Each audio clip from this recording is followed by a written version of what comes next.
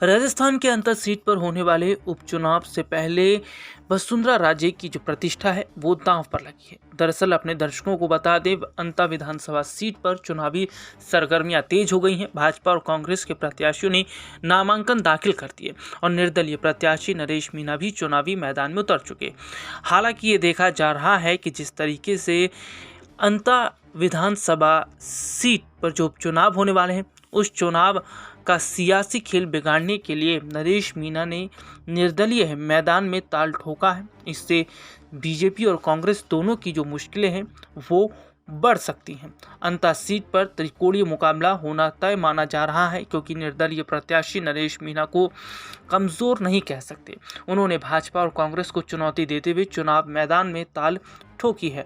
अंता उपचुनाव में भाजपा ने पूर्व सीएम वसुंधरा राजे की पसंद का प्रत्याशी उतारा है। भाजपा ने मोरपाल सुमन को प्रत्याशी बनाया है। ऐसा कहा जा रहा है कि भाजपा ने वसुंधरा राजे के कहने पर मोरपाल सुमन को टिकट दिया। टिकट पर फैसला करने से पहले मुख्यमंत्री भजन लाल शर्मा और भाजपा के प्रदेश अध्यक्ष मदन राठौड़ पूर्व सीएम वसुंधरा राजे से मिलने उनके बंगले पर गए थे। दोनों ने करीब 1 घंटे तक पूर्व सीएम राजे से अंता उपचुनाव के प्रत्याशी के नाम पर चर्चा की। राजे की पसंद का प्रत्याशी उतारे जाने पर अब मोरपाल सुमन की जीत पर राजे की प्रतिष्ठा टिकी हुई है। अंता उपचुनाव में भाजपा प्रत्याशी मोरपाल सुमन की जीत आसान नहीं है। अंता सीट पर अब तक 4 चुनाव हुए हैं, जिनमें 2 बार भाजपा 2 बार कांग्रेस के प्रत्याशी विजयी रहे हैं। पिछले 4 चुनाव में कभी तीसरा मजबूत प्रत्याशी चुनाव मैदान में नहीं था। इस बार नरेश मीणा बड़ी मजबूती से चुनावी मैदान में उतरे हैं। हालांकि वे इस सीट पर पहली बार लड़ रहे हैं, लेकिन उन्हें कमजोर नहीं माना जा सकता। कांग्रेस ने प्रमोद जैन भाया को चुनावी मैदान में उतारा है। भाया इस सीट पर पहले ही विधायक भी रह चुके हैं, लेकिन इस बार नरेश मीणा के सामने वे चिंतित हैं, क्योंकि नरेश मीणा ज़्यादा नुकसान कांग्रेस प्रत्याशी को ही पहुंचा सकते हैं।